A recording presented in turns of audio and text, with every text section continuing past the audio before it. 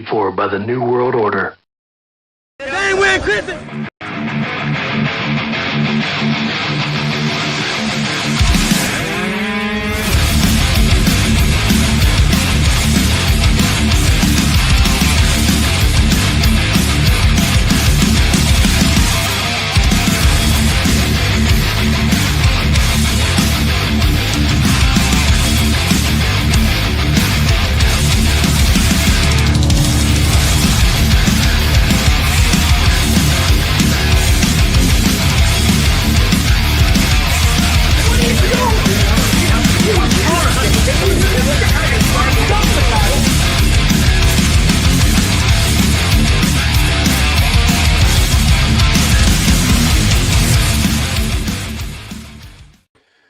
Well, good evening. It's Monday. Welcome to the Couchcasters podcast. I apologize for the way my computer is making my appearance look in terms of it being all choppy and jumbled. I was telling Murph a second ago, apparently Surface Pro can't run one tab cleanly. Not enough space. That's what it is. That's what it is. Anyway, welcome to the show. I don't think anybody's transferred out of Bama in the last 30 seconds, so, there's a plus. Let's see. I think we've lost, several players today? A bunch of players today? Yeah, I'm sure we'll have another fourth string, player that got one catch or one carry.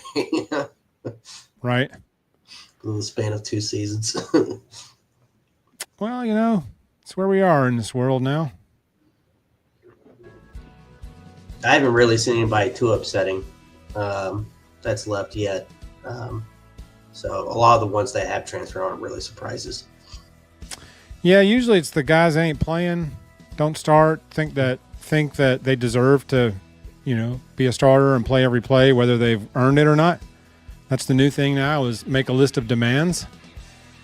Yeah. I've never heard of that before. But to us, it happens across the board. So yeah. Yeah. I'm glad y'all mentioned that, because I've been sitting here I was downstairs actually talking to my dad about this, and I was like, it only took 4 years for the sport that I love most to be ruined by the almighty dollar. So I'm pretty disappointed in that. It is depressing, and I understand, but some of the statements by these kids, Mbakwe said in his statement letter, it was a business decision. That is just such a load of crap. Just be honest.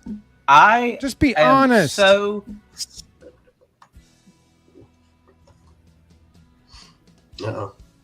just be honest about it. It's like, quit with all this business decision bull crap. Just be honest. Just say, hey, I got a bag and I took it.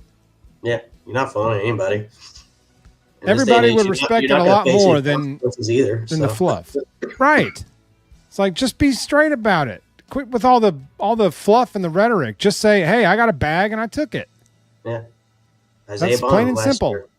Quit with all these page-long thank you statements that all these people make when they sign a free agent contract with another team, when they portal after 1 year, when they're the 6th or 7th best player at their position on a team, and then portal after a year, talking about business decisions.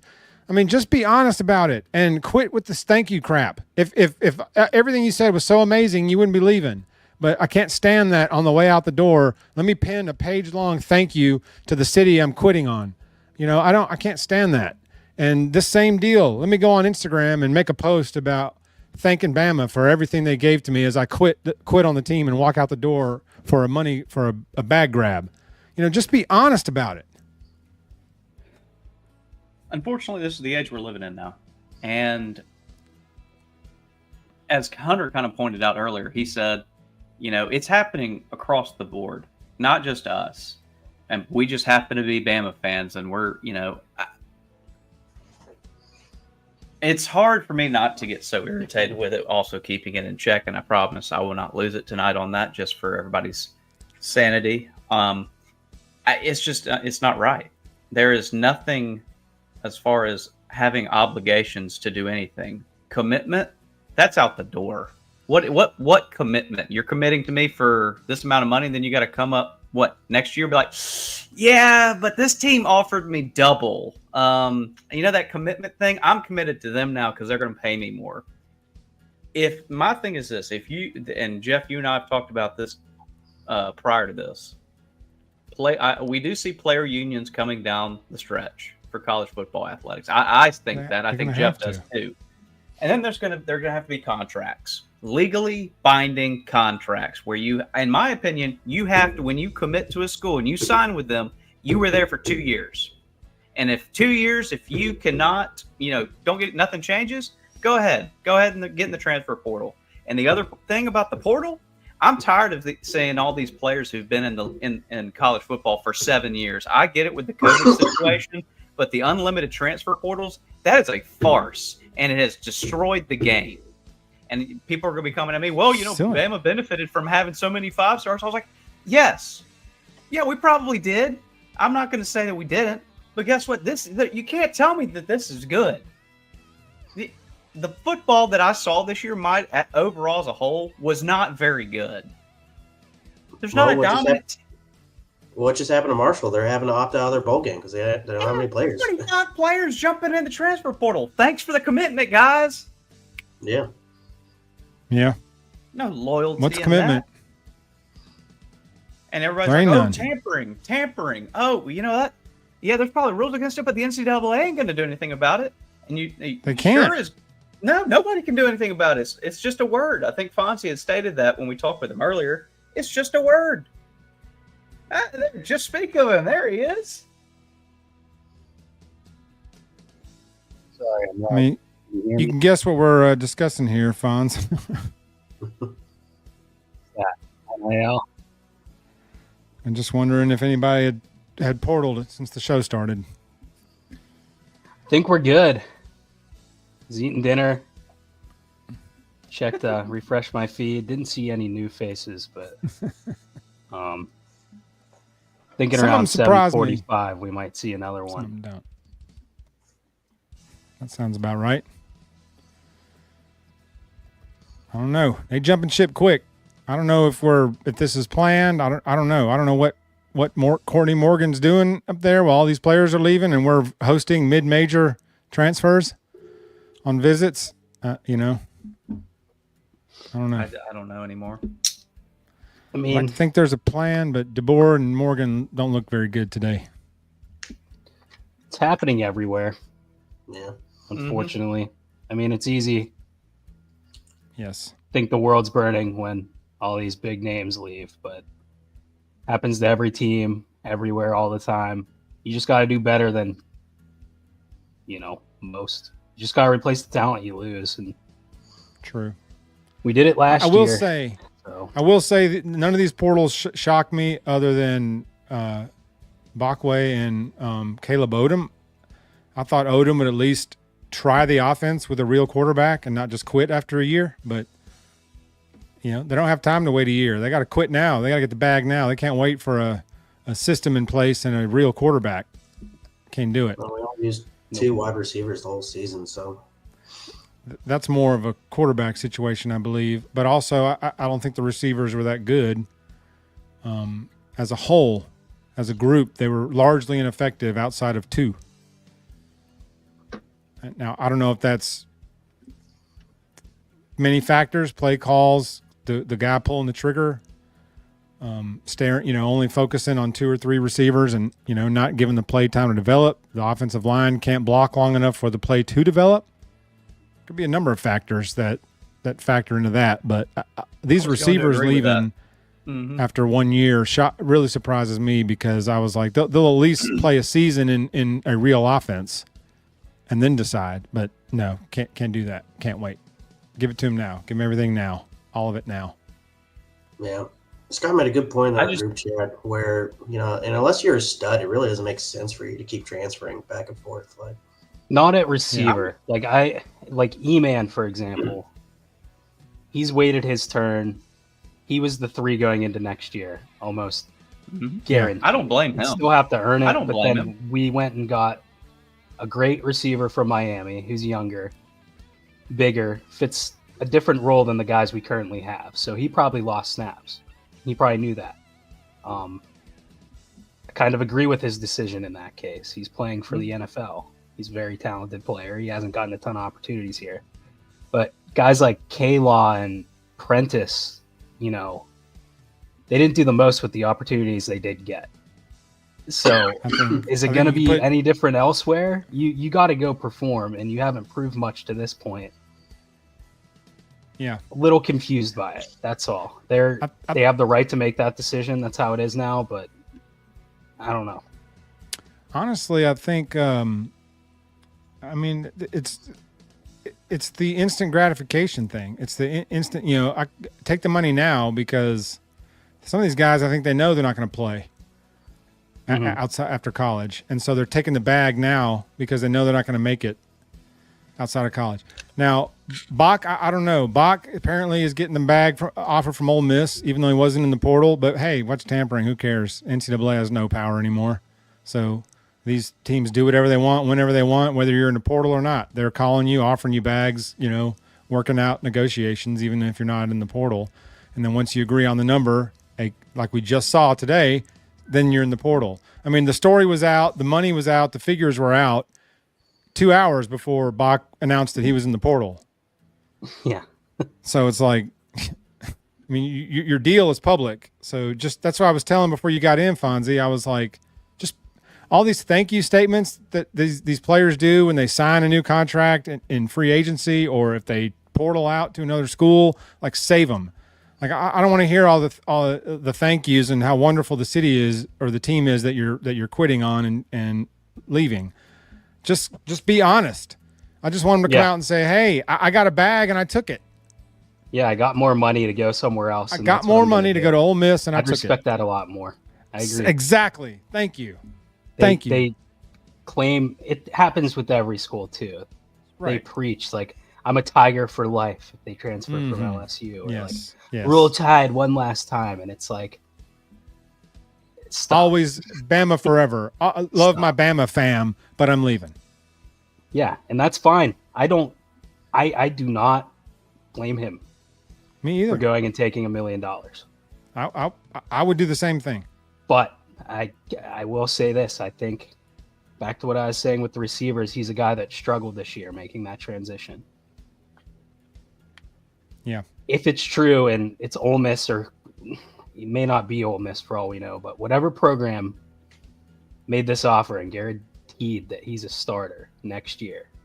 Yes. Is he going to develop? He didn't develop Probably this year. Not. I saw one Ole Miss fan mention Trey Amos. Trey Amos was already developed. He had a draft. He was going to start this year. Went to Alabama. Yeah. I mean, he was an NFL prospect when he transferred to Alabama, and then even better one when he transferred to Ole Miss. He was a developed college cornerback. And Waaaay has a long way to go to reach his potential. And he has a ton of potential. He's a freak athlete. I mean, can be a really good player in the SEC, but it just seems like a mistake outside of the money. I don't know if taking $1 million is really ever a mistake, but anyway. Well, once you pay your taxes and all that stuff, it's really not $1 million. And then that is true. If you're 17 and handed $500,000, you're pissing it away in a year. Mm-hmm. Unless you've got all these great money managers that only have your interest at heart, which, let's be honest, most don't. So it's just weird. I thought Bach was playing out of position all year anyway. You could tell he was not a good cornerback, not physical enough, couldn't track the ball very well, got cooked several times. But I always thought it's because he was in the wrong position. He was much better on offense with the ball in his hand in high school, but I'm just a guy sitting on my couch with an opinion. But that was shot. But E-Man doesn't surprise me as much because, he came into Bama as the top-rated running back in the class, and they immediately put him at receiver before he even got his bags unpacked, and then he never got on the field except for a flash play here and there. So, that doesn't shock me at all that you arrive at Alabama as the top running back and you're immediately moved to receiver, and then you can't work your way up the depth chart in 3 years, which is Receiver's a tough position to play if you're a running back coming in to college. There's a ton of competition there too. Yeah, right. And it's hard to be a running back and then suddenly have to learn the route tree and little nuances to playing receiver. It's not just running 10 yards, button hook, and catch a ball. There's a ton of other things that go into playing receiver. It's a hard position to learn. Yep. Anyway. Yep. Go ahead, Fonzie. Go ahead, Parker. You look like you were going to say something earlier. Sorry, it was buffering a little bit. What'd you say just there? Sorry. I said, it looked like you had something to say earlier, and then we kept cutting you off. Oh, no, it's fun. I think we've all came to the same conclusion on a lot of that. Yeah, I agree with Classy here. I make agree. some moves. I don't. Now, some moves might be being waited till the playoffs are over. And Jeff, you and I talked about that. I was like, I think that's kind of unknown, kind of keeping it off the radar. There are certain players that we are looking at and have they are interested in us that are that are currently teams in the playoffs. I don't know who they are. Some of y'all might know them. I don't. But like kind of what Fonzie, what you said, the guy from Miami that's gone into the portal, and it looks like we may get him. I don't know. I don't know if it's official yet that he has signed the papers, but I really don't know, guys. Something's got to give. Something's got to give with all this stuff. But you can't push this toothpaste back in the tube. This is what Saban was warning about. You've already made this error, and that's the thing is now get it. Get a handle on it. Put a limit on it, and everybody's going to moan and groan. Well, you're not going to be able to put too much of a cap on it, but you can at least get this back inside the ring to where it's manageable for, because there's teams like Marshall, Wake Forest, who they're going to get left in dust because they can't keep up with the recruiting and what it needs to do as far as paying these players. So these smaller schools are going to be picked up of all their top talent, and it sucks. It really does suck.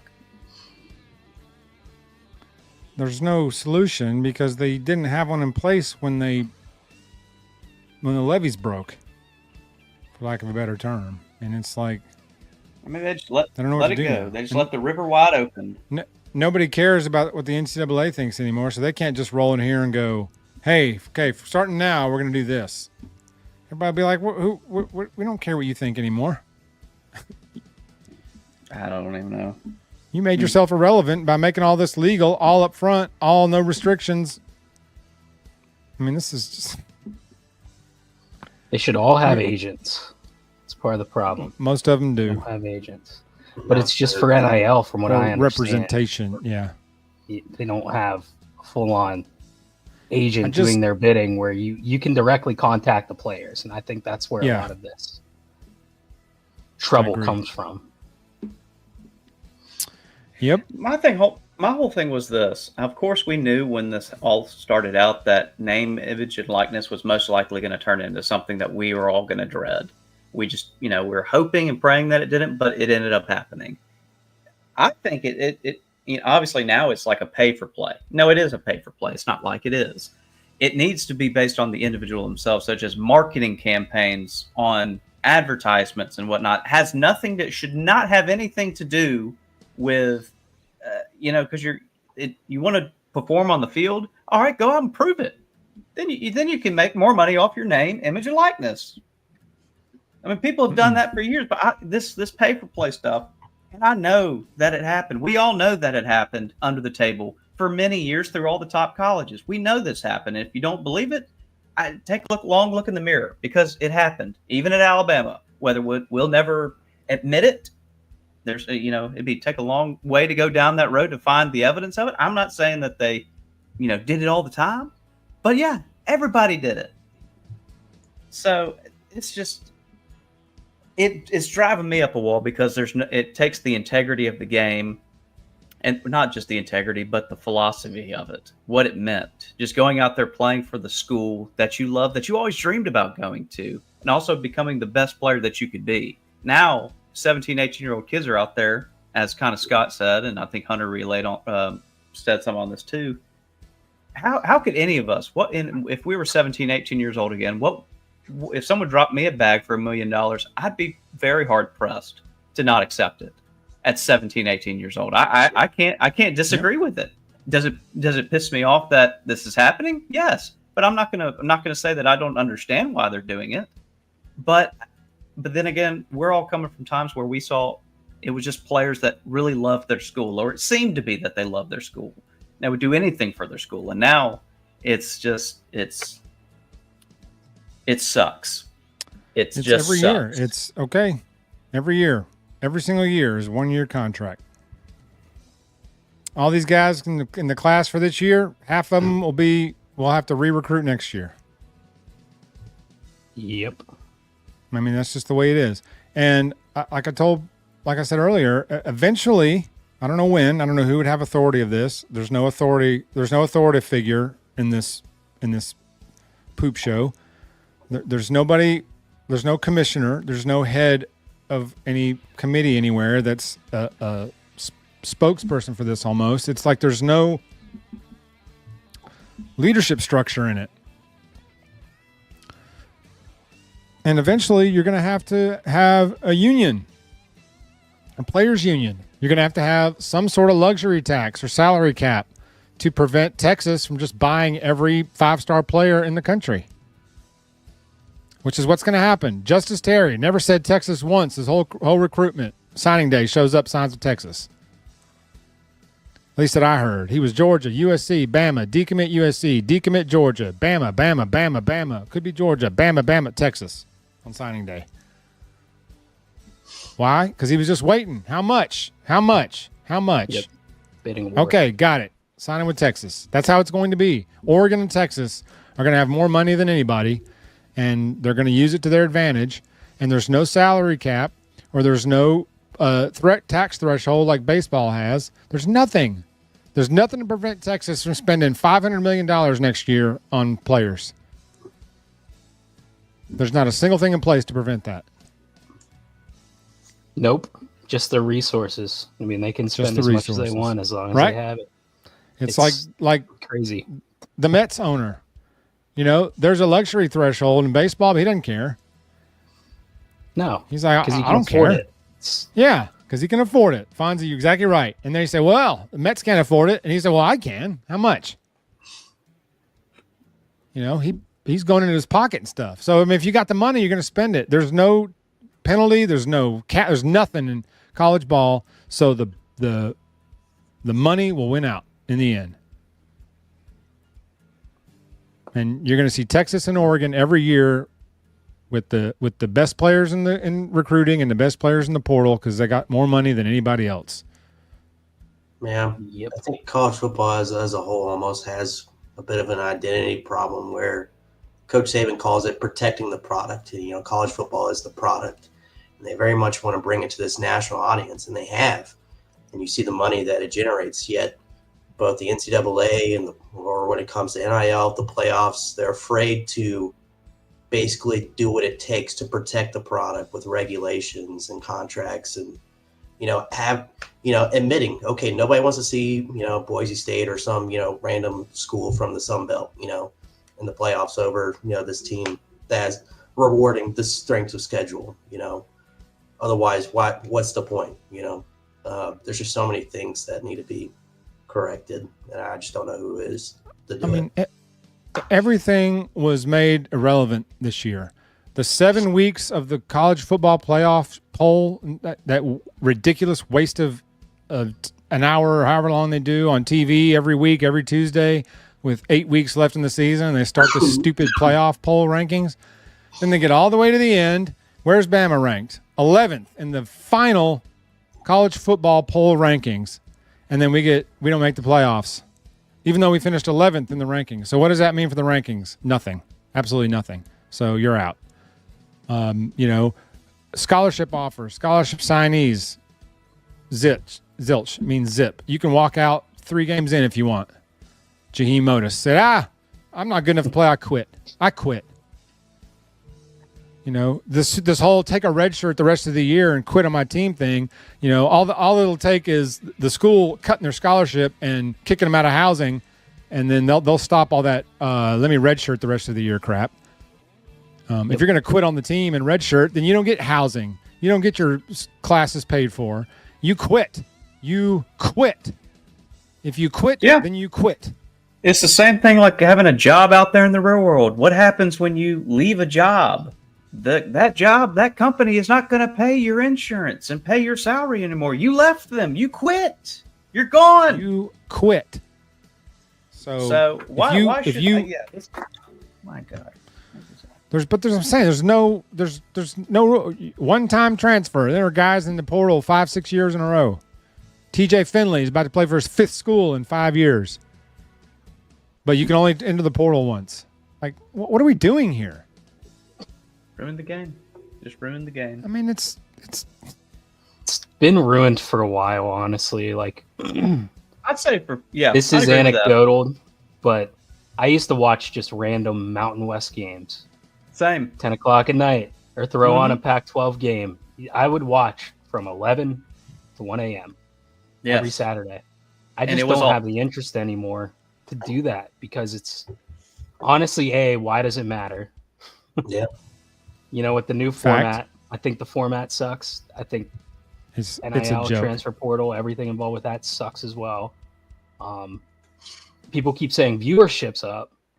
I don't think that's wrong. It's probably true. I'm sure I could look it up and see. I'm sure it's higher than ever, as high as it's been. But people care about players now. It's like the NFL. You know? Exactly. Bingo. I think the NFL is a better product right now because those guys put their heart on the line every week still. Yes. I don't see the same passion from these players. Except from the 49ers linebacker last week. The guy quit in the third quarter. I'm still different situation. Check him for CTE. If you just walk off the field in the middle of the game, you might need to check for CTE if you just randomly decide you're out.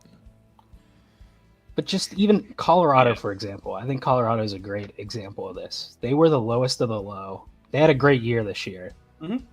They don't have a huge fan base. They don't have a huge national audience, but I guarantee you their viewership was insane this year.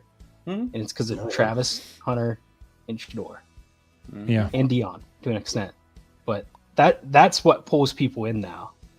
You know? Yep. You said it. Sure top teams playing each other, love it. North Carolina. You know, people it's the minor leagues of the NFL. Yep. That's exactly what it is. It's crazy. They've wanted to distance themselves from the NFL for so many years to suddenly be exactly parallel with it, except there's no rules in college. It's all the same stuff, but there's no rules. It's the NFL with no rules. It's the Wild West. Because there's nobody in charge. There's no Roger Goodell, and I don't agree with everything Goodell's ever done, but there's no question who the boss of the NFL is. And at least there's structure. There's structure, a foundation. Now, Rob Manfred is a bumbling idiot, but he is the boss of baseball, unfortunately. But still, there's no question who is the boss of Major League Baseball.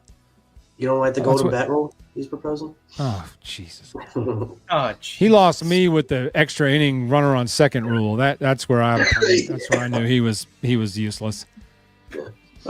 He's lost me like 4 times in the past 5 years, but I still pay my $150 to watch the Pirates have 2 good months every year. So. Oh, you on the MLB TV single team package? No, I pay for the full one because after about July, I have to latch on to another team. We need to talk offline about that, and then we can, because I do that too. So we need to talk offline about splitting it 3 ways. I got 2 other guys that want to do that this year too. So yeah, I'm willing to chip in too. I'm tired of going to the bar to watch the Braves. Well, MLB TV can't watch the Braves because they're Bally's, and bankrupt Bally's, is literally the only channel you can watch Braves unless they're on Sunday Night Baseball. Yes. That is the only. Even if you pay for MLB, it's all blacked out. It's all restricted out. That's what pissed me up. Okay. Because I bought the package, the Super Deluxe, and then it still was like, nope, you're blacked out for the whole season. Bingo. Okay. It's all regional, still regional blackouts. Okay, well that explains it then. Okay. Who used to broadcast the Braves before Bally? Was it Fox Sports South? Yeah. Yep. Yeah, Okay. I think so. It was TBS for years and Fox Sports South. And then whatever this Bally's thing, which I don't understand. How can you be bankrupt and still have exclusive MLB regional broadcast rights? I don't understand that, but whatever. So yeah, but yeah, we can talk offline about that, Fonz, because I've been getting the Yankees package the last several years, but since the Pirates got Skeens, I want to get the whole thing so I can watch Skeens pitch. It's worth it. Just throw some games on, but yeah, you're not desperate to latch on to a Cinderella every year. So true. But one day my team will be the Cinderella. So Hopefully coming, before Fonzie. I die. It's coming. Don't you worry. It's around the corner. They made the right move, though, not re-signing Brian De La Cruz. That was a big move to improve the team. My God. Mike. Although the Braves signed him, so... Sure did. Yeah, they probably signed him to like a spring training invite in the minor league. Invite. Yeah. But Yeah. You go play for the Gwinnett Stripers or something. yeah, he was our cleanup hitter. So Ooh.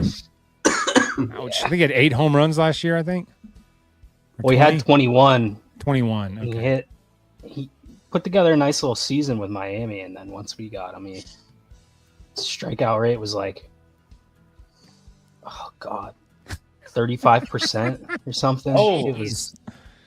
Woo. And he had like 4 walks. I mean, he was striking out more than he was putting the ball in play. It was nuts. At least it seemed. But anyway, he's no longer a Pirate. I was going to get the full on deal so I could at least watch the Skeens starts. Mm-hmm. Because that's going to be fun to watch. Unless he plays the Yankees. Oh, they had like 2 losses last year. Only gave up a run in like 7 innings, and he lost twice. I think only gave up no runs or 1 run, and lost both times. It's like, oh God. Oh man, his first or second start, That's brutal. He struggled a little bit, but he put in a good start, and then our bullpen came in and we walked the bases loaded and then walked home 2 or 3 runs. I remember he had like game. a 0 ERA, but then he finished the game with like a 4.50 because what's his name came in because he left the bases loaded or something, and the guy he brought in let all 3 runs score, and then walked 2 more, and then gave up another home run, and then in the inning it was like 8-3, and when they took Skeens out, it was 3-zip. Yep. Oh, yep. That was awful. Anyway, we're sidetracking, but yeah.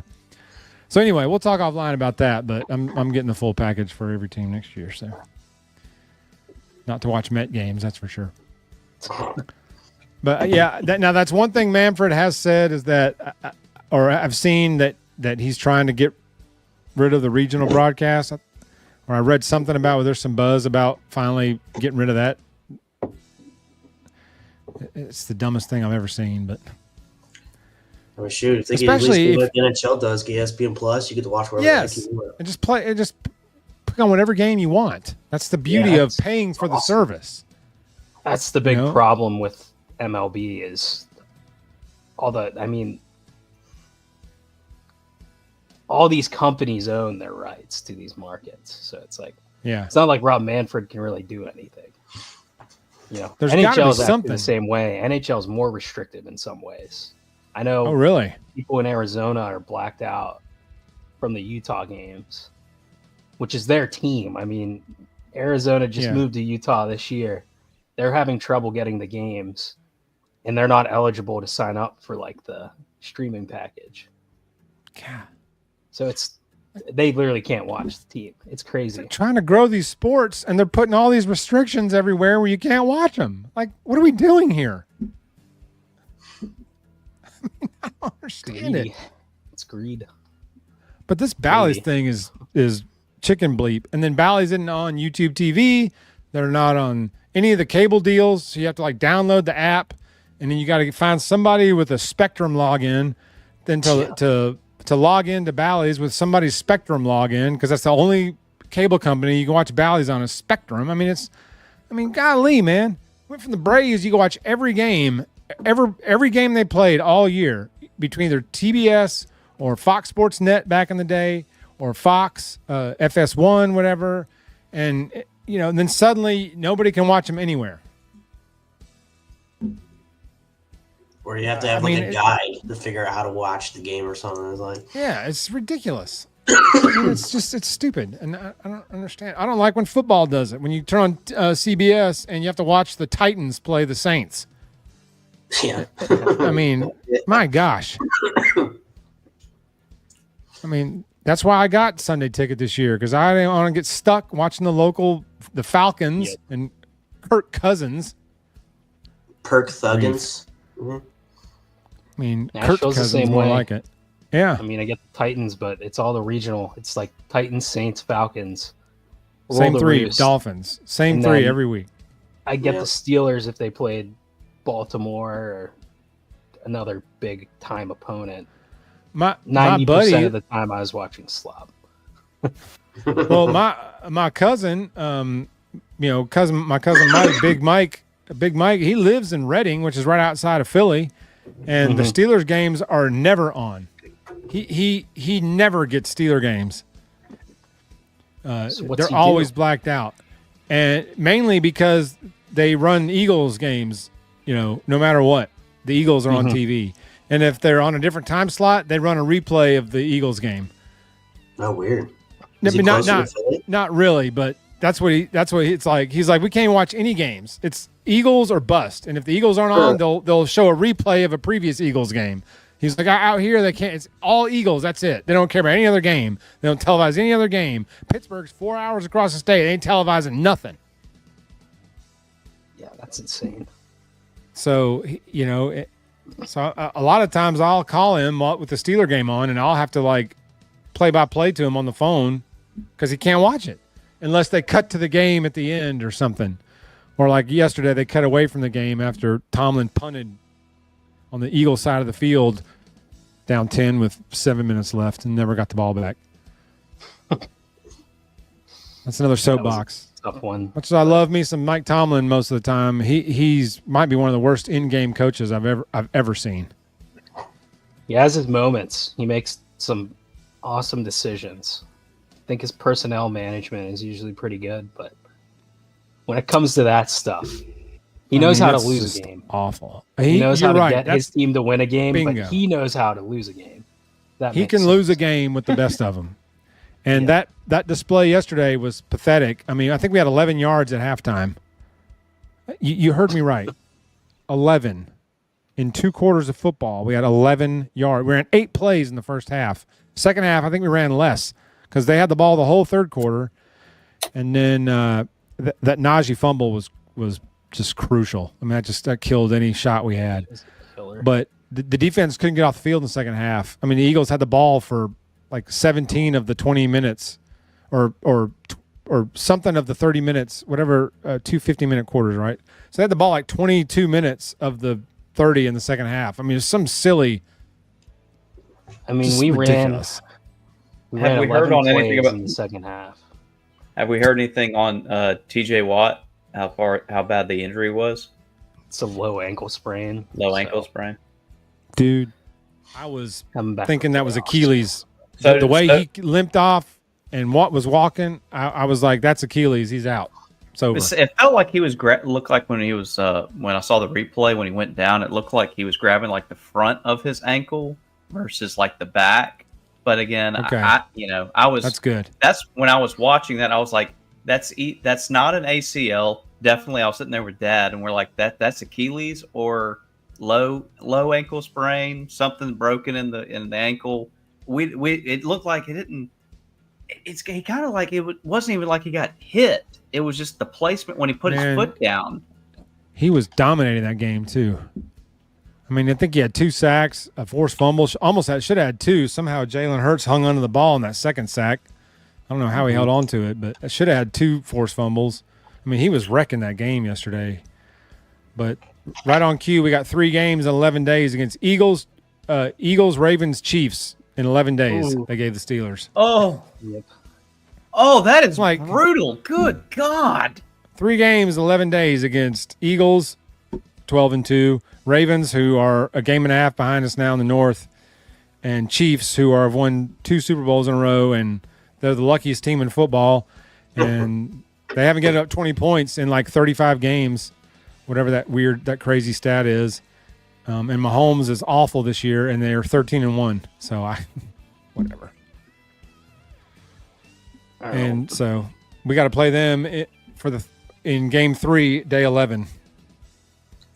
So we got 2 Thursday night games, a Wednesday game, a Saturday game, 3 games, 11 days this year. I mean, they really ran a gauntlet on the Steelers this year. Well, I mean, sorry, go ahead. Sorry, that's just what I was going to say. I don't know if y'all watched the new Hard Knocks that came out. That was all in the AFC North, but it really does put a spotlight about how competitive that division is. It's the rivalries that drive it. I mean, to be honest, the Bengals and Browns mostly suck year to year. Yeah. Even then, the Browns completely pull something out. It's been very competitive recently. Both the Bengals and the Browns have been super, super good. But the Bengals have flashes. I don't see how they're 6-8 with that offense. I mean, their defense can't stop a nosebleed. But it's terrible. Taylor's not a good coach. Same with the Ravens. But watching Burrow and Chase just carve teams up and then lose like 42-38, or 45-42. I was at the game yesterday. The Bengals. Oh, okay. It's like, oh my god. I mean, it's just excuse my language, it's a shit fest. Both those teams are just like sloppy as hell. It's. I mean, Will Levis was so bad. Will Levis was so bad they put Mason Rudolph in, who was even worse, if that's possible to say. Oh, they were actually moving the ball. I'll give them that. With Mason in there. Okay. They're moving the ball a little bit, but I mean, Levis was brutal. And then he got in a fight with somebody when Trey Hendrickson blocked him on that one pick. Hendrickson launched him 10 yards out of bounds, and he got up wanting to fight somebody. It was kind of a cheap shot, for being honest. It was. But they should have flagged Will Levis for receiving the hit. Like the Steelers got 2 personal fouls for getting punched yesterday. Oh, that was wild. Yep. And the ref goes, "No, we didn't see any replays showed any Eagles showing punches." And then they show it on TV, and you see like 5 Eagles just throwing haymakers in this thing. That's when the game went downhill, honestly. Yeah. That was such a gut punch. I mean, it was 1st and goal from the 3, wound up 1st and goal from the 20, and of course we're kicking a field goal. If you put us on the 20, we're not scoring. Who was the guy? It's field goal city. Darius Slay all the way to the bleachers. Yeah, that was Darnell Washington. Okay, yeah. Yes, Washington tight end. Yeah. Yes, blocked him all the way up into the bleachers, and then Slay swung at him, and then the other Eagles guy came in and took a swing at him, and Calvin Austin shoved the Eagles guy, and they penalized Washington and Calvin Austin, and the Eagles got nothing. Wasn't even offsetting. Their guys throwing punches for about a good 3 or 4 or 5 minutes, and they come out and go, "No Eagles did anything wrong. All the Steelers. It was all Steelers." And we wound up 1st and goal in the 3 to 2nd and goal from the 20, and we're screwed. I mean, that was one of the worst offensively called games I've seen yesterday. It was just awful. Darnell sent Darius Slay to the shadow realm on that one. He just kept on pushing him, and it was like it wasn't a cheap play. Hilarious. The play was behind him, so Washington's just blocking his man through the end zone. And then the Eagles started fighting, and then we got penalized twice for it. That's what you get in Philly, though. I mean, that's how it goes. Yep. I can't explain it. Yeah. And the refs knew exactly what they were doing. They ain't trying to leave Philly making calls like that in a game like that. They're not stupid. They're like, I want to get out of here in one piece. So, yeah, that was all Pittsburgh. That was all the Steelers. Absolutely. And then the play where, what's his name, punched our long snapper in the head, and they said, no. It was after the punt. Yeah, and in the replay of him punching, you can see the ball fly after he hit him. And they said, no, it was after the punt. So the Eagles get to keep the ball. We'll just penalize them 15 yards. And then they ran 2 plays, got the first down, and negated the whole thing and went down the field and scored. But and then we get called for getting blocked into the center. We get called for roughing the long snapper. They showed the replay, and the guy gets blocked into the long snapper. And they said, nope, roughing on the Steelers, 15-yard first down. How pissed off is your cousin Mike about all that? Does he have any antics from this weekend? I wasn't on the phone with him yesterday, but had I been on the phone with him yesterday, he probably would have had an aneurysm. He gets wound, and then his wife fusses at him. And, I'm like, you've been married for 30 years. Up? No, you've been married for 30 years. Mike acts like this every Steeler game, and you get mad at him every week. You get mad at him. She comes out, what are you yelling at? I'm like, he's been doing this for 25 years. Every Sunday during the NFL season for 25 years. And every Sunday she comes down and goes, what is all the yelling about? You know him by now. This isn't like you've been married for 2 weeks and you're like, hey, I never saw this side of you. You knew that this clue. He just became like this. That wasn't a season shaping loss. I mean, like we said, Tomlin can lose games with the best of them to even the worst teams. He'll go out and look like a 1-12 team at any given week. Usually it's the playoffs. And then, the Roonies give him an extension and ho-hum it off, because the goalpost has been moved. But, 10-4, still leading the North. But games like that don't encourage me because I've seen Tomlin teams look like that far too often, especially in playoff games. They come out and look like they aren't even close to being ready to play, and then we're down by 2 or 3 scores in the first half. I mean, it's just tough without Pickens and Sean Elliott too. Minka hasn't played that well this year. We were due for a true dud, Well, and Porter got exposed a little yesterday. AJ Brown's a stud. But, we don't really have anybody that can one-on-one him all game. So putting JPJ on him alone several times. I mean, A.J. Brown's going to win against really anybody. Maybe Surtain, the only one that Mike could lock him down, or Sauce Gardner. But A.J. Brown's a stud. And if you're not elite and you leave somebody on an island against him, chances are he's going to get you. Yep. Yeah. And that's what happened. The NFL scheduling is just awful. So it sucks because we can't really afford to lose many games down the stretch. And after the bye, they just loaded us up. It's division opponents, Washington, Philly, Kansas City. Chiefs. Of course we have to play the Chiefs. Every year. When the New England was dominating, we had to play the Patriots every year. If you remember that. When the Patriots were in the peak of their dynasty, every year we have to play the Patriots. Yep. I mean, every year it seemed like. And I'm like, again, we got to play Brady and the Patriots. Again. Now it's the Chiefs. Every year, the Chiefs. Got to play the Chiefs every year. And the game will come down to one play. That will favor the Chiefs, unfortunately. Somehow, some way. Their luck this year is just insanity. I don't get. I've never seen anything like it. I think they've had 7 wins on the last possession. Or they've won 6 games. 6 of their 7 1-possession wins were the last possession. Yeah, this weekend was the first time they won by more than one touchdown score. Some may call that luck, though. Some may call that luck. Some may call it tampering. Luck is when preparation meets opportunity, right? Oh, gotta love the NFL. Gotta love it. But we get 2 versions of it now because we're looking at NFL with no rules and then NFL with structure. And you're seeing the difference. Yes. Yep. Yes. Mm-hmm. But I would like to say one thing: a big Bama win this weekend over our rival, apparently in basketball, Creighton. Very nice win there. Did see? We still haven't seen a couple players play due to some lingering injuries. Did Chris Youngblood end up play this weekend? Did he end up playing? He did play. Okay. He did. I heard because I didn't get to see really any sporting events this weekend. Currently moving, obviously, but no, very, very happy with that because they are like a thorn in our side in basketball. It's like every time we got to play Creighton. Oh, it's going to be a nail biter. I'm like, come on, can it be like okay? I'd understand if it was Gonzaga, but Creighton's got our number.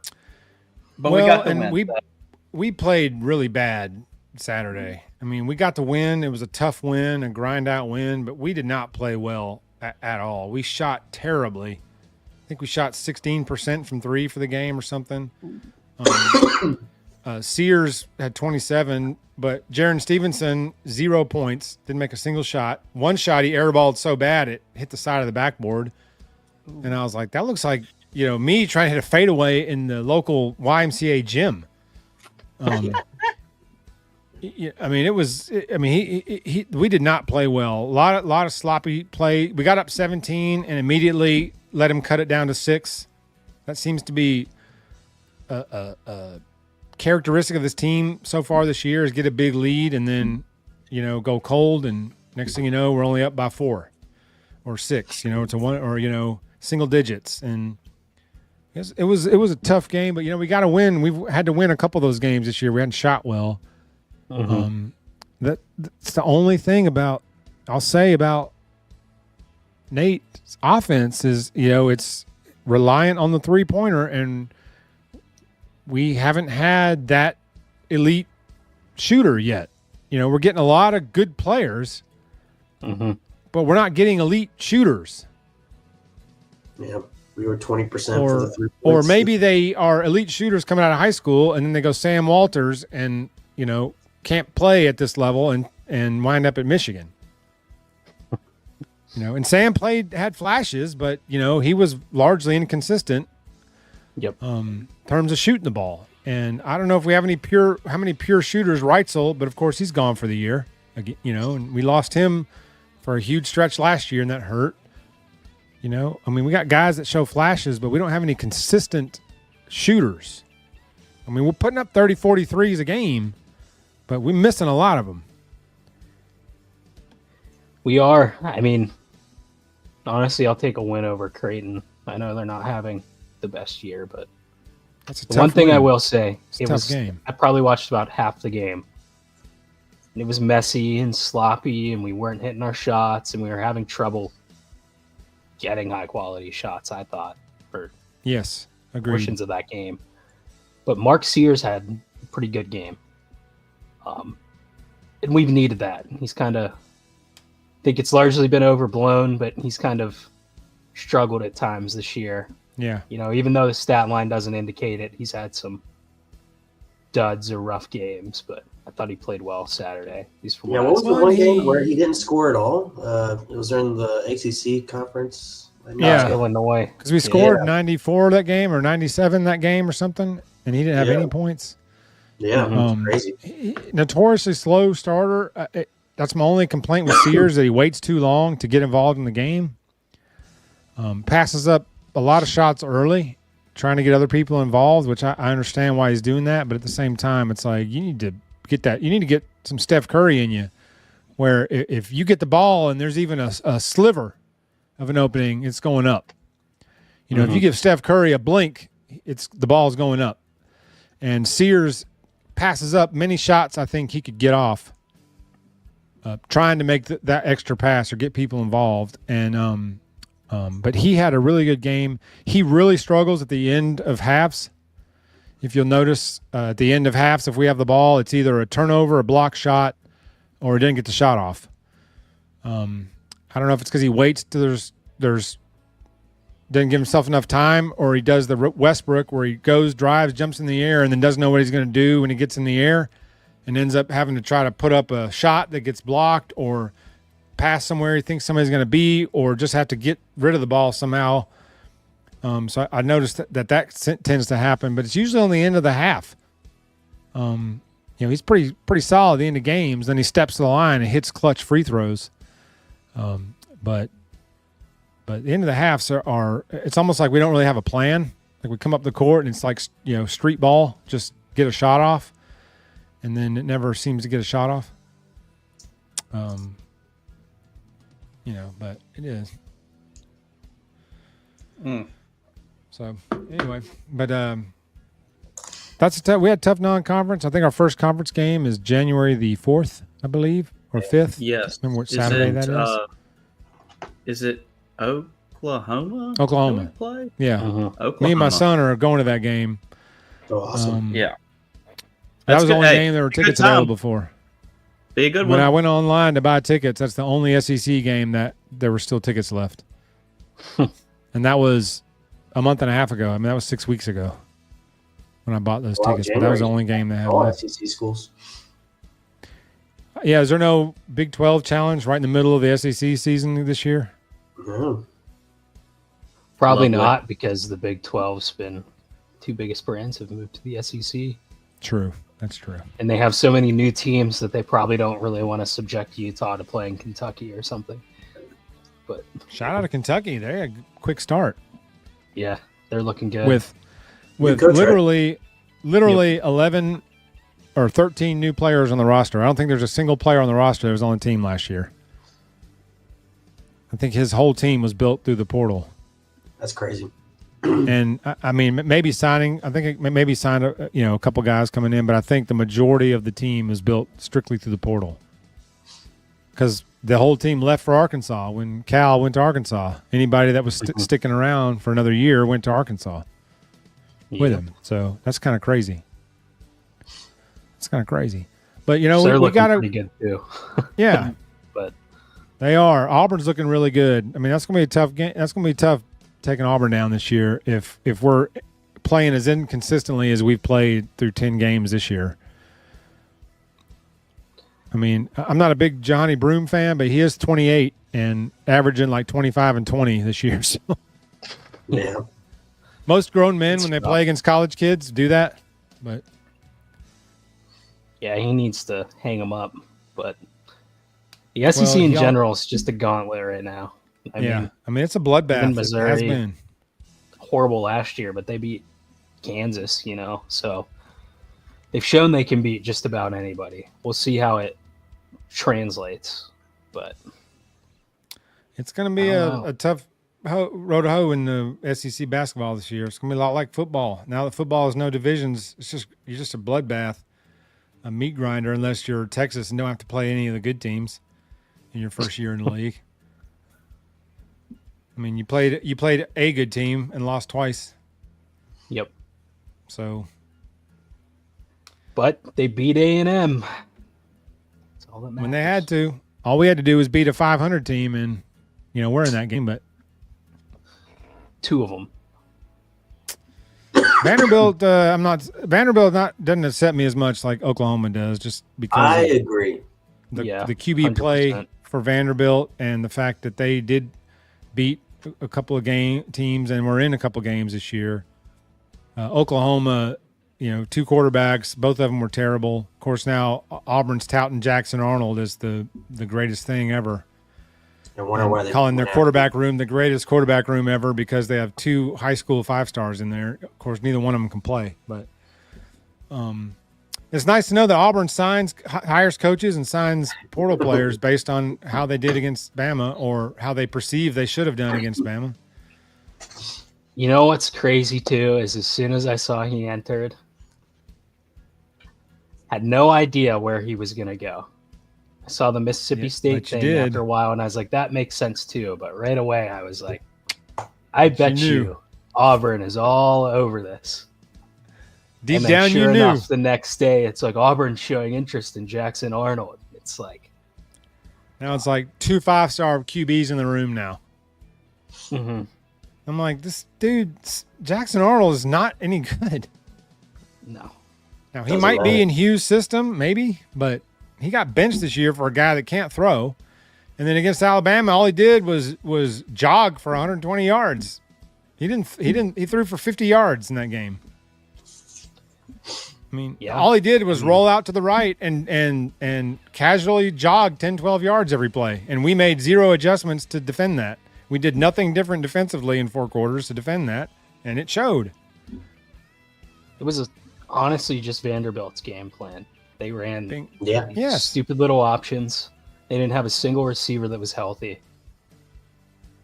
I mean, it was probably simpler and more watered down than Vanderbilt's. Quarterback bootlegs. And our defensive philosophy had no answer for a slow quarterback running bootlegs. Zero answer. Yeah, even in the moment, I wasn't really – I mean, of course, you're upset about the Vandy loss, but whenever I think about Oklahoma, it's still my blood boils just thinking about it. Because of everything that was on the line in that game and how nobody came to play.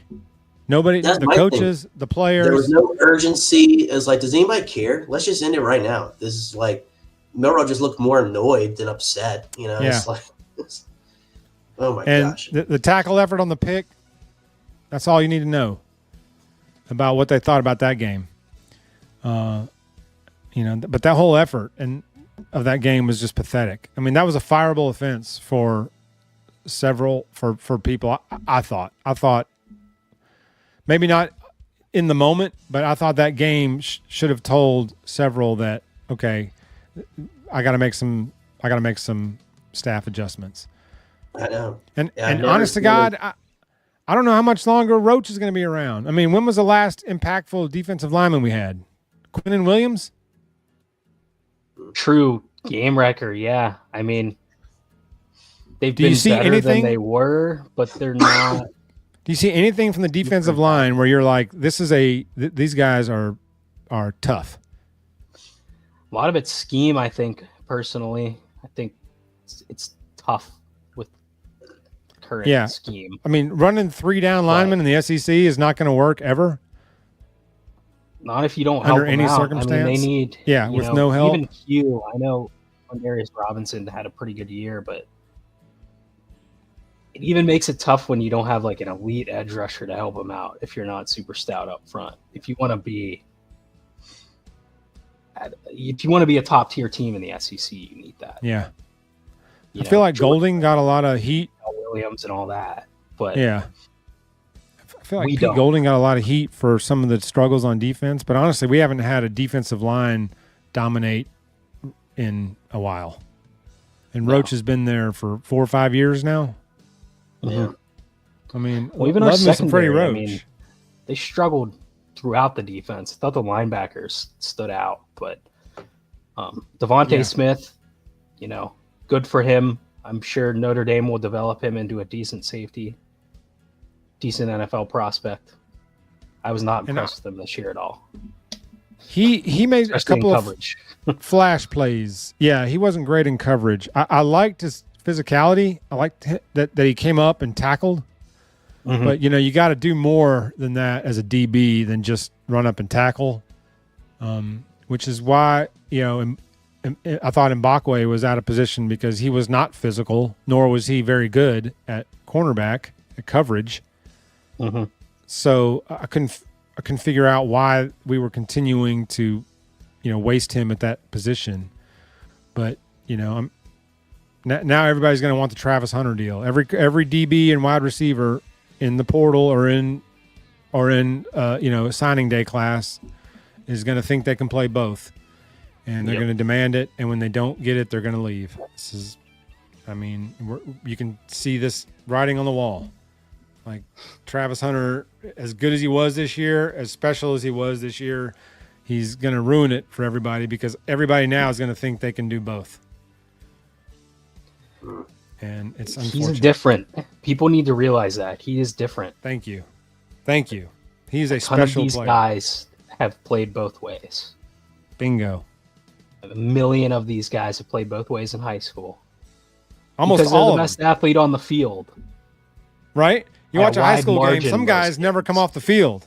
Right? Yes. Some guys are even doing kickoffs. You see your starting linebacker kicking off because they don't got anybody else to have a kicker. I mean, Travis Hunter was so rare that, he went to Jackson State. He could have played anywhere in the country. Still not sure why I did that. It was Dion. I know why I did it. Yeah. But anyway, it's like, I don't think people realize that this guy, after his freshman year, probably could have went to the draft. Yeah. I and think been you're right. Serious first-round pick. It's like, it's just so unattainable for so many guys. Kids need to realize that. Do you think he plays both in the NFL? Or? No, I'd be shocked. He not might to get the in. magnitude, I'll say. Yeah.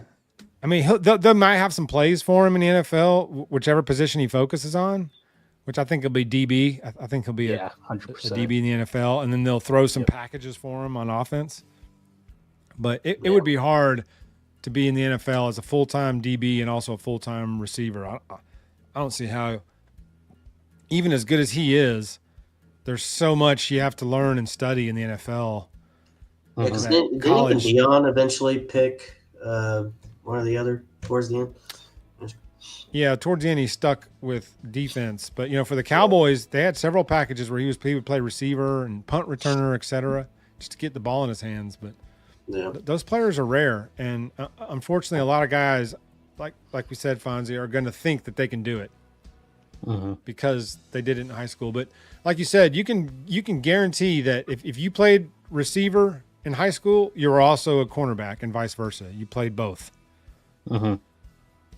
Unless you're playing at like the big time, like IMG type schools, and they've got depth. But most of these high school games you watch, the best player never comes off the field.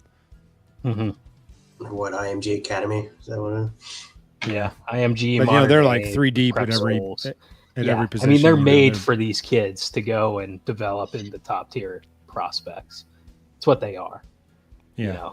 They live and breathe football or volleyball or baseball or basketball or whatever sport they're there for. But one thing, I think I mentioned earlier, one thing I'm excited about with Alabama is I think they're creating an identity for what sort of team they're trying to build and what sort of prospects appeal to them. One thing DeBoer had at Washington was big physical wide receivers that would force themselves open with their size. Or they'll always be open because of their size and the mismatches and stuff. And I think he's done that really well. He's brought in some bigger receivers. Odom is a good example. Unfortunately, he's transferred, but he has Derek Meadows. This Miami kid is big. I mean, even a cornerback in the secondary. He's brought in physical guys that are good in press coverage and are just strong, big kids. McDonald and Lee are the two guys that are coming in this next class at corner. I think Lee might, transition to safety, but I'm excited for those two. I think they're both guys that can contribute next year, especially considering Mbakwe leaving. But anyway. Yeah. I'm excited. I agree. I'm excited for years 2 and 3, especially year 3. Well, it will be, this is DeBoer's team. This is his players. This is his staff. He's not inheriting anything. Granted, he didn't inherit anything bad, but he could put his stamp on it. I guess that's why the Odom thing surprised me. Once Bach said business decision, everybody knows that, he was just sitting back waiting for the best offer. But the Odom thing is what gets me because, I mean, he's like the prototypical DeBoer receiver, big physical, can high point the ball, can catch. And it's like, you just have to wait a year. And so DeBoer could get his people in and get his quarterback in and actually open up the playbook to use more of it and to have a quarterback that can throw. And I guess he just didn't trust in it, didn't believe in any of the quarterbacks there or Keelan Russell. Or somebody gave him a bag from somewhere. It is kind of weird. I mean, honestly, he probably deserved – I don't know how he did in practice and all that. He probably deserved to get some snaps, though, just considering how kind of weak our wide receiver room this year was. Exactly. Behind Bernard and Williams. But at the same time, I don't know if he was really ready either. I mean, it takes time to adjust. He's playing a new position.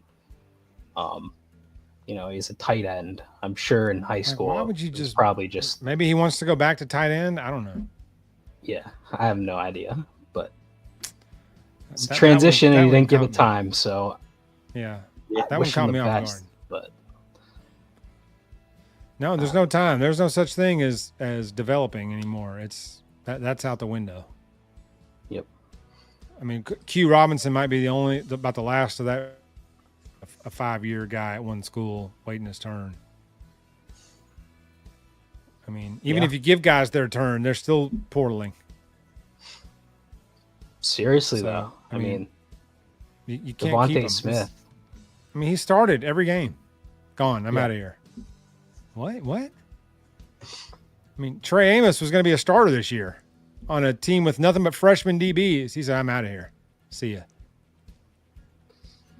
Money talks. I mean, Mbakwe, Gump certified all the way. Got his own podcast with Bama. They built him a studio. Just sold an action figure. Oh, 7-figure offer, you said? I'm out of here. See ya. Business decision. Yep, that's what I'm going to call it. Business decision. Do y'all think, in a way, if it hasn't happened already, that it will almost affect the NFL with these players that aren't really developing the way they should? And seeing a lot of these. You will start to see the product in the NFL suffer.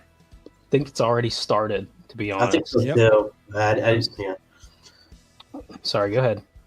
No. I agree. But I just, it seems small right now, but I feel like even with this upcoming draft class, it's not really, knocking your socks off.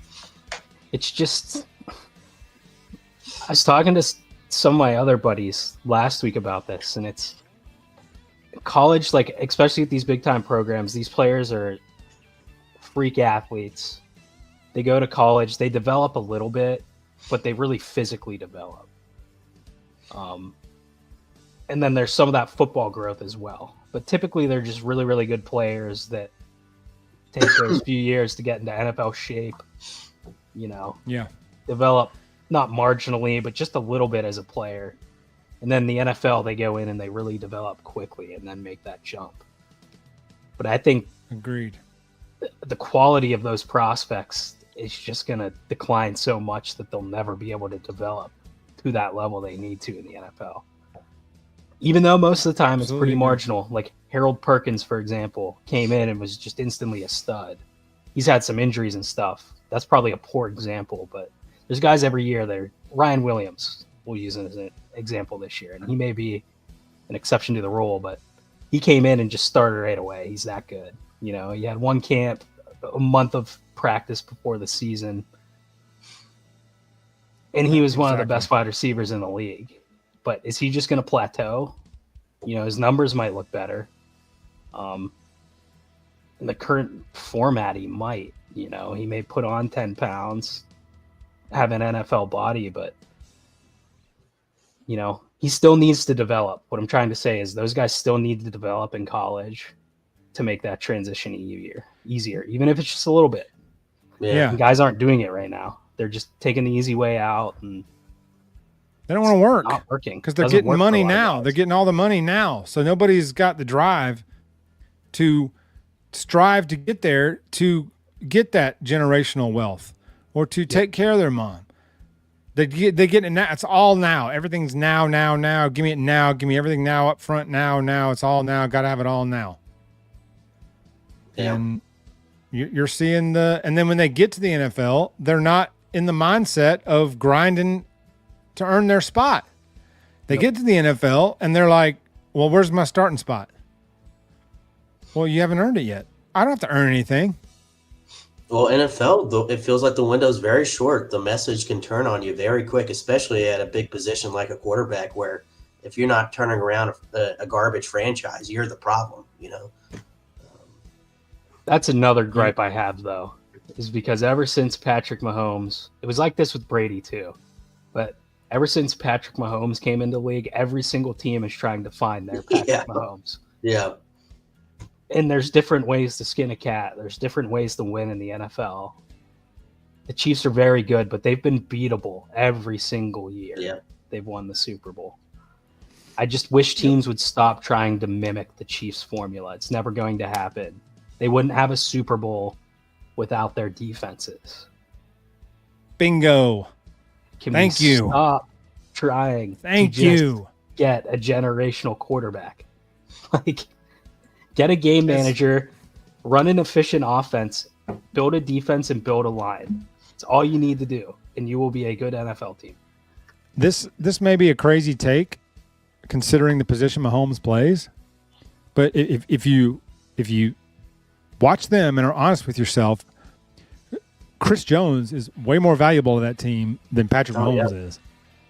Creed Humphrey is right up there too. I mean, really their interior line and, Jawan Taylor and Orlando Brown for a while. I know he's not there anymore, but my God, I mean, he had an anchor from the start in front of him, and that has been huge the best for him. Play caller in football, I think. And he had Chris Jones on the defensive line, wrecking games. Chris Jones wrecked that Super Bowl last year, and he destroyed the Niners almost single-handedly in that Super Bowl last year. Yeah, isn't Chris Jones for his position like the highest paid in the league? I believe so, because he held out last year, missed a couple games, and then they locked him up. But that guy is a bad son of a bee. Yeah, he is. That's a bad dude, and as you know, and TJ can be that guy for the Steelers. I wish they would kind of shift him around some, not just always have him blitzing from the right tackle. I wish they would kind of move him around a little bit, maybe stun him a few times just to kind of mix it up. You know, the Browns move Myles Garrett all over the place. Mm-hmm. Although if they do, if I'm the Browns playing the Steelers, I'm putting him over Dan Moore every play, and I'm gonna win 6 out of those 10 plays if I'm the Browns. Because Dan Moore pretty much awful. He is. I mean, that's awful. Steelers didn't help him. Especially in that first but game. you know what's funny is we've drafted like 3 linemen in the first round the last 3 years because Dan Moore's so bad, and none of them can beat him out. They can't. Roderick Jones has looked pretty damn good the last few weeks, though. I'll give him that. Yeah. I mean, I thought it was his left. When they drafted him that night, I was like, well, there's a left tackle. That's why they took him 14th. And Troy's hurt. That doesn't help. That doesn't help either. But it's like no matter what, that Dan Moore is left tackle. I just can't roll off of him. I mean, Broderick Jones never played right tackle, and Tomlin goes, we're putting him at right tackle. Well, he's never played there. I don't care. What? Yeah, you drafted him to be a left tackle. No. We're going to sit him for half of the year and then put him at right tackle. Wait, what? What? I don't know. It's questionable. I don't know. I don't know. I mean, you know, they're in that room. Right tackle in Georgia for like 2 games. Yeah, when he was young. But it's like, Tomlin did hire the worst offensive line coach in football 2 years ago, of the worst rated offensive line of the worst team in the league. Tomlin hired him to coach the offensive line. So, you know, I don't know. It's like we have talent there. We've got solid. Zach Frazier is going to be a decade center for the next 10 years. Mason McCormick looks like he could be. Looks very good. I mean. And we don't even know what Trey, because he got hurt. So we got guys up there. But I don't know if it's the scheme. I don't know if it's Najee can't hit a hole or what, but we just cannot run the football with any consistency at all. I mean, Cordarrelle Patterson is getting handoffs yesterday. Well, that's the problem. I actually think our run game's been significantly better ever since Russ took over. Now, I'll agree with that. It has. Najee has looked light years better since Russ took over. He's had some flashes from what I've seen from the Steelers game. But the Steelers consistently on first down waste a down with a toss sweep to Najee, who gets maybe a yard if he's lucky. Mm-hmm. Or last night, he fumbled the ball as we were going in to tie the game. And that was the end of it. Philly went right down the field and scored, and then we punted on the next possession on their side of the field, and then we never got the ball again. Nope. So it's like, I don't know. I mean, we just can't seem to, run the ball when we need to. Late in games with a lead, we can't milk the clock out because we're just pounding in the middle and get stoned. And then all the Najee sucks chants are out, and so they start tossing to Jalen Warren, who's a good complimentary back, but they're going to go James Conner with him next year. They're not going to re-sign Najee, and they're going to say Jalen Warren's the featured back, just like they did with Conner. And it was a terrible decision. Conner couldn't stay on the field, and now he's lighting it up for Arizona as a complimentary back, like he did well for the Steelers. I didn't know that. O'Connor was the backup to Le'Veon, but he was a perfect complimentary back. He was great. And then they got rid of Le'Veon and made Connor the feature back, and he couldn't last half a season both years, and they got rid of him, and now he goes to Arizona, and he's really good. He's doing great, yeah. He had that one. His first year he was pretty good. He got hurt though.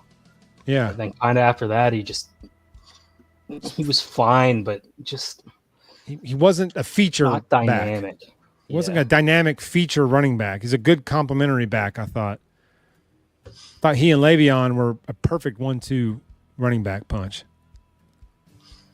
I think they should bring back Najee, to be honest. I mean, another asinine move. Why would you decline that option? Because now if you re-sign him, you're not going to get him that cheap. Nope. They're not going to get him for $7 million. They're not going to get a 4-time 1,000-yard running back for $7 million like they would have got Najee next year for $7 million. I have no idea what the hell they were thinking there. No clue. Other than Jaylen Warren's going to be our feature guy next year. Because every now and then he gets a 10-yard run after, we've pounded Najee into the dirt 6 times. They toss it to Warren, he gets 6 yards, and everybody's like, that's the guy. See the difference? Bring him back for 3 years. Agreed. Honestly, like $8 million. 100% agree. 100% agree. He's that's perfect a lot for a running back, but he's earned it. He's durable. That's the big thing, is he's durable. You can hand him the ball 20 times a game, and he's gonna be fine. Yeah. And everyone uses the word inefficient for him. I don't think he's that inefficient. When he has good blocking, he hits his holes. He's not gonna house it. But that's not the type of running back he is in the NFL. But he's never been that guy. He'll turn the clock. I mean, look at the difference this year versus last year. Our offense, save for Sunday, they've had their moments where they've been bad. But they're winning games because we're eating clock and we're letting the defense shine. That's how this team is built. Yes. Najee is the perfect running back for that. I can't believe they declined his option. I know it was a cost move, but I have no idea what they were thinking. Like, they're not going to get a running back for $7 million that's going to be a workhorse like this. Nope. So I don't know. They had their reasons, whatever they are. I'm not privy to, but I just thought that was an odd move considering you're going to cost you more if you bring him back than 7. So I'm not a GM. I don't know. Next year, the space. But they need to sign. I'll be curious to see what they do with that quarterback room next year. They should re-sign Russ, not for $50 million a year, but they should work out some deal with maybe a 2-year deal with him. I think it's probably me just being, I don't know, naive, but I think Russ would probably sign for like 20, 25 mil to come back. I think he likes it here. I think he understands a situation where it's not really due for one more big contract. Kirk Cousins signed with a desperate team that really needed a quarterback. Yeah. I think Russ has established himself as a starter for a team that he wants to play for. I really think he'll take a pay cut to be the starter just for 2 years. I think you're right. There's something about him in Pittsburgh. Falcons with Kirk Cousins. And I have no idea why people continue to give Kirk Cousins all his guaranteed money. He's never won jack shack. He's been terrible in clutch moments. Playoffs, he's been awful. I have no idea why the Falcons did that and then drafted Penix. They were going to throw first time since week 9. All right, the streak is over. That's crazy. That's insanity to me. And he's been awful. Cousins has been terrible the last 6 games. Yeah, just about. I mean, he's drafting Michael Penix doesn't sound too bad, huh? Just awful. And if the division wasn't so crappy, the Falcons would have pulled the plug by now. But they're 6-7 and still have a shot at the division, so they can't yank him now. The Panthers just now got eliminated from the playoffs. Tells you how freaking bad our division is. It is such a joke. They're 3-10 and got officially eliminated in week 15. Dude, and that's what's crazy. Like, as soon as one of these teams figures it out, the Buccaneers are probably the closest to it. Like, it's yours for the taking, because nobody else is going to freaking step up to the plate, apparently. Well, the Bucs really got screwed because that division's so bad, so they won it last year. Yeah. And their schedule is just a gauntlet. Like 9-8. They're a pretty good team. Yeah. I wouldn't say they're great. They're a typical kind of team right on the outside that's pushing for that last spot that may get in, may not. Yeah. They're just riding it out. I mean, they're the best team in that division by far, I'd say right now. And it's like Tampa's like that team that they're not that good, but you don't want to see them in the playoff because they got Mike Evans and Baker Mayfield, and you just never know if those guys could put together a 3-game stretch. Good too. Their running backs are really good. And then Irving's really good. Those teams like that, you just never know when you hit the playoffs. You just never know when they. I mean, more than likely they get beat in the first game, but you just never know if you got a quarterback and a receiver like that. Like you said, and they can run the ball. Playoffs are just a different. Playoffs are just up in the air. Yep. So weird. Man. The Chiefs. Who'd they almost beat last year then? Was it the Lions? Yes. Yeah, it was the Lions, yeah. They beat the Eagles. Yeah. Yeah. And they destroyed beat them bad. Eagles. They slaughtered the Eagle. I wasn't even close. So, of course, the Eagles had lost like 7 in a row at that point. I think that was their 7th loss in a row, or 7th out of 8 or something. I kind of forgot about their little collapse. They were soaking the drain. That ain't happening this year, though. They ain't fooling around this year. You still got the drama, but they're still winning games, apparently. So. But Saquon has turned that offense into a different animal. It blows my mind that the New York's Giants GM still has a job. God, what a God. I don't even know what to say. They're just Hard Knocks train wreck. Only gets funnier as the weeks go on too, with the NFL or the Giants owner being like, "Are we sure we want to do this?" Man, Dable is going to pay for it with his job, even though it's not really his fault. I don't think. I mean, not many coaches are going to win with Tommy DeVito as your quarterback. Tommy Cutlets. Or Drew Lock or Tim Boyle. Like, how bad is Drew Lock that Tim Boyle is brought in to play over you? And then Drew Lock pitched a hissy fit. It's like, I don't know why I got the job. Like, because you suck. It's like he laid an egg on Thanksgiving. That's why he didn't get the job. Just shut up and take your check. Like, don't give him reason to cut you. Don't have him go, you know what, you're right, and then call you in and cut you the next day. Yeah. Just keep quiet. Meanwhile, the Vikings are screwing around with Sam Darnold. Looking really good. I know. At some point, Sam Darnold's going to remember he's Sam Darnold. I keep waiting for it, but it hasn't happened yet. Daniel Jones is sitting there in Minnesota. So, hey, I don't know. I feel bad for him though. Yeah. Yeah. You know, he wasn't given. He never a shot. should have been taken that high. So he's fighting an uphill battle. Right away. Yeah, like you said, exactly behind the 8 ball right away because everybody couldn't believe he got taken that high. So he had never had a shot, and then they gave him crap around him and a train wreck of an organization, and I mean, look at Sam Darnold. He was terrible for years, and he got with a stable organization with some good players around him, and he looks like an NFL quarterback this year. Yep. I mean, is he the best in the league? No, but he's not a turnover machine like he was. He's got good stats. The Vikings are in first place or second place behind Detroit. He can air it out. He can. I mean, he can throw it. So it's back to Scott's point. It's like, stop chasing this Patrick Mahomes dream. You got to develop a team. It's not one player on the field. It's the lesson the Bears can never learn. It's this, push the boulder up the mountain.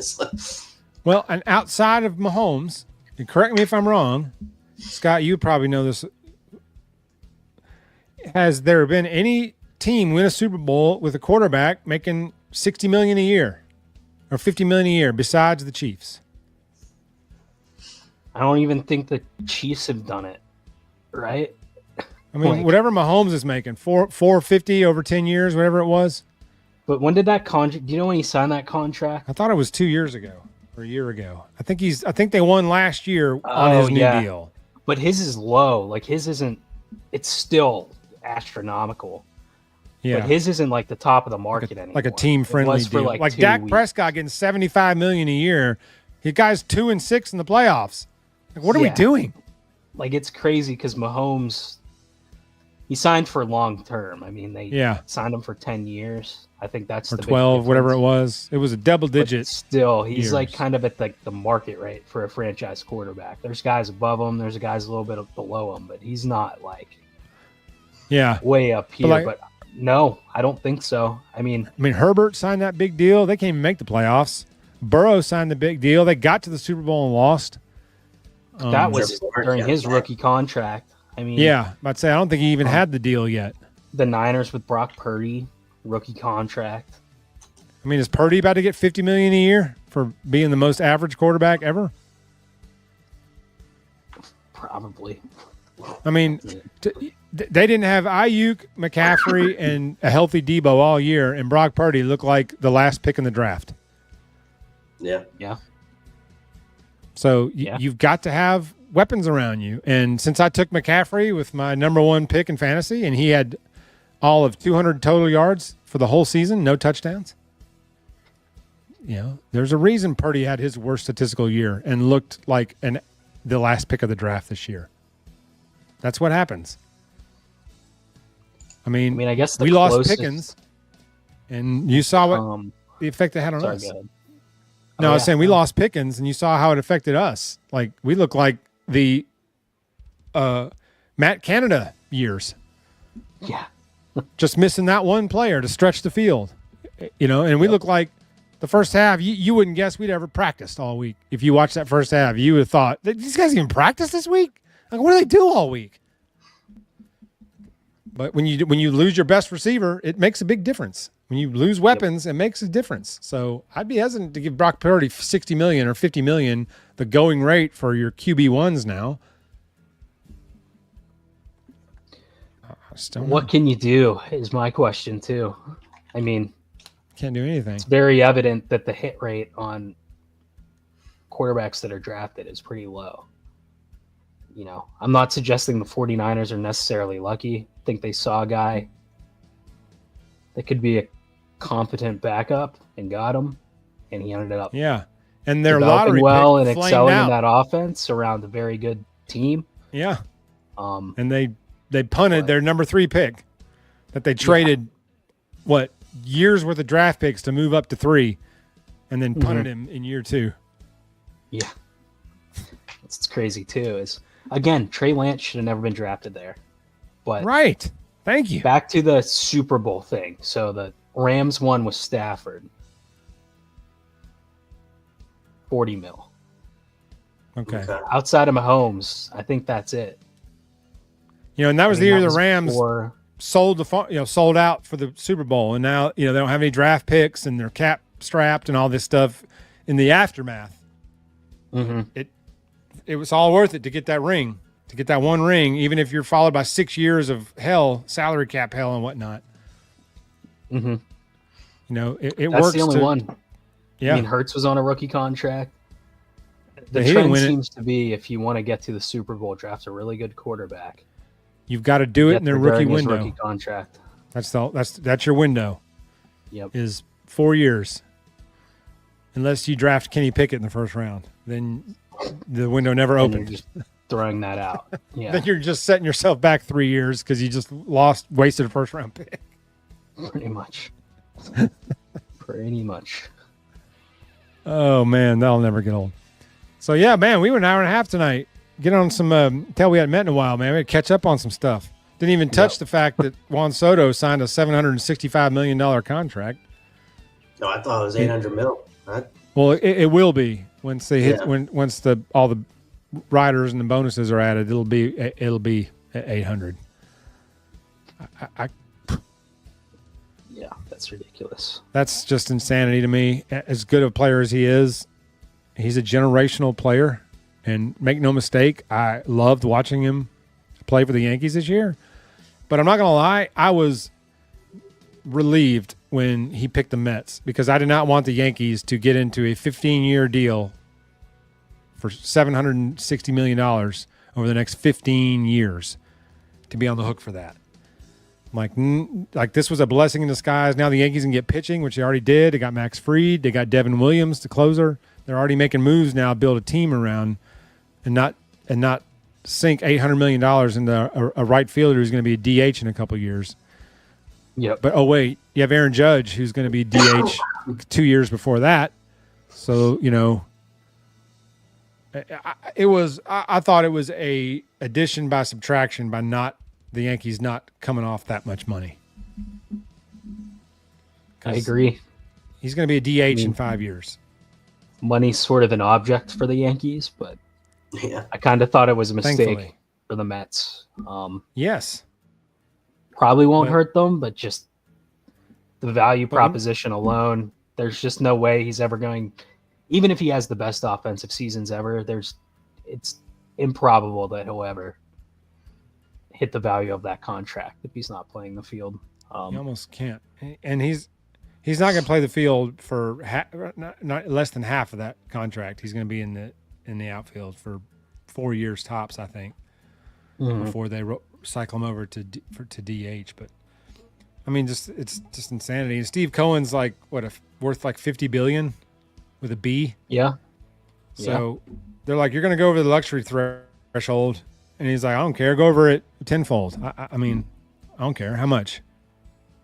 I don't care. That's why he came out and said, I'll match and up whatever offer he gets. Don't even know what it is, but I'll up it by $50 million. I mean, he got fined like $2 billion for insider trading, didn't he? Yes. I mean, the dude's like, It didn't even chip. care. It didn't even take a chip out of his wealth. $2 billion. Yeah, It didn't even notice it. Money, like. Except he didn't have a Someone translator that was going to do it. It was going to be him. He didn't have a translator that he could throw under the bus to take the fall for him. Yeah. But so he just said, "Oh well." He said, "I don't care. What's the fine? $2 billion? That's fine." Yeah, whatever. The, I'll just the insider fine was trade probably, on something else tomorrow. Yeah, the fine was probably $1 billion. He said, "I'd give him $2 billion. I don't care." Yeah. Yeah, I'm Stay tired off of thinking my about back. this. Here's Just give him $2 billion. more. Yeah, interest too. Yeah, just give him $2 billion. That should leave him alone. And sure enough. So anyway, but yeah, that's where we are, man. Next time we meet, I'm not sure what the team will look like in terms of Alabama. Hope we have a team we can field a roster with for the bowl game. That'd be nice. I don't know when these transfers that we're hosting will announce or decide or whatever. I'm not sure, but we'll see. We'll see. We will.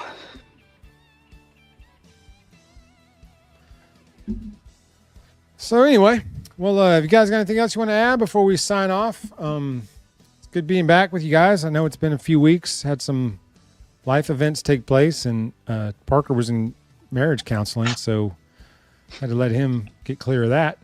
I had some family things going on that kept me down for a few weeks, but I think we're ready to get back into some regularly scheduled programming for Lucky. Time for Bama basketball. Right in time for Bama hoops, man. So I'm with you there. It's in full effect. Full effect. We got to my start full getting attention some now. consistently. Yeah, we got to get some consistency on the basketball court. I think once the league games start, you'll separate the men from the boys. That's usually what happens. A lot of teams start SEC play 12-1, 11-1, and then wind up 15-16, or something like that. SEC Playing 2 games a week too. Not any. I mean, of that's this. a grind. That's a grind. Not this junk where it's 1 game every 10 days. Yeah. I don't think that helps. Wednesday, Saturday, or Tuesday, Wednesday, Saturday, like Yep. clockwork. Yep. Might get a week off in there. But anyway, so all right, guys. Good chat, good show. Enjoyed the catching up. Sorry, my computer's doing weird stuff. Like I said, can't run one active window apparently. But who's counting? But anyway, so we'll see you guys next week. Hopefully we'll have a basketball win or 2 under our belts when we reconvene, and we'll go from there. Sounds good. All right, boys. Well, roll tide forever, and we'll catch y'all next week.